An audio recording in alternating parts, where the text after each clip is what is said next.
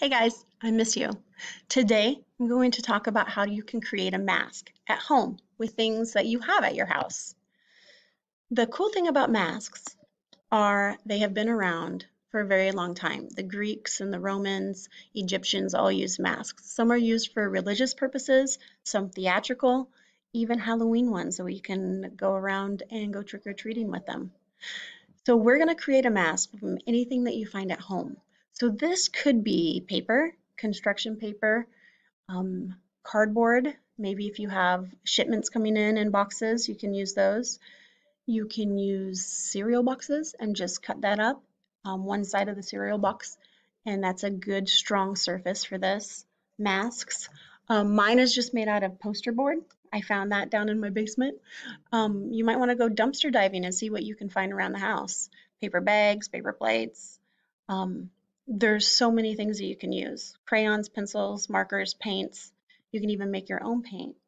The art teachers in the district all made different masks. So you can see we made them with things that we had at our house. And here's Miss Wilson, Miss Givok. She sewed hers. She could really make one. Mrs. Payne, Mrs. Salmons, and Mrs. Marcellus. So we had a lot of fun making our masks for you guys. I'm going to show you how to do the dragon right here because that's the one I made and that's what I have at my house. It can be an animal, it can be abstract, it can be something silly, a superhero, a villain. Anything that you come up with, you can turn that into a mask. So here's the dragon, what it looks like when it was finished. And I just hold mine up. I didn't make anything to make it stick on my head, but we can talk about that later. So here's a video of how I started out drawing mine. And I go back to my shapes. If you're overwhelmed, go back to your shapes. So I start with kind of an oval or a circle shape for the head, and then almost like a square down in here for the bottom of the dragon. And then I'm going to go back and erase those lines later on. And I just kind of sketch out, where do I want the eyes at? Where do I want the nose at? Do I want any spikes on it? What other details do I want on my dragon? So here I'm just kind of figuring out where the eyes were. So here is the next one. This is the one that I did that's finished. And you can see on the back that I had just sketched out things that I wasn't sure where I wanted stuff. So I did it really sloppy jalopy. I was just figuring out where things were. And then I cut it out and I used the other side so because I didn't want to erase it. And then I added the spikes in. So let's talk about that. So the details are what's going to make yours look really cool. I added spikes. I had access to the glue and scissors, so I added spikes all over the face of mine. And I just cut out triangles, and then I folded the bottom. Remember, if you're gluing something onto something else, we've got to have something for that glue to stick to. So I just folded mine at the bottom, and you can see here where I just folded it down. And when I painted over it, you can't really tell very much. So I had scissors, so I was able to cut mine. If you don't have scissors and you wanted something to stick out and you had glue or tape, you can just rip it out. So there I ripped out a spike and then fold it on the bottom. I gotta have something to glue it to. And then I can put the glue there and I can just put it anywhere I want on my dragon or whatever it is that you're gonna make.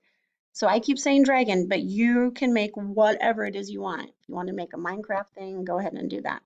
So these are the close-ups of the spikes. The last thing I did, I painted mine last because I wasn't 100% sure where I wanted all my stuff. So all of this is glued down. I had a lot of spikes, didn't I? And then I came back in and I started painting. And I used watercolor for mine. Again, you could use crayons, pencils, markers, anything that you find. If you don't have anything, you can leave it white. You can even, if you want it to be a darker color, find something outside, like some little bit of mud or something, and smear it around in there. It would look kind of cool. So I used watercolor. I blended my colors in, and I let it dry a little bit. Then I went back over it for some more details. Um, but your mask any color that you want. Here's another one I had to make for my son. And it's the same type of one that the dragon was, but we didn't have any gluing on this one. So this is all done with a marker that we had and scales. And we just filled those up with the details.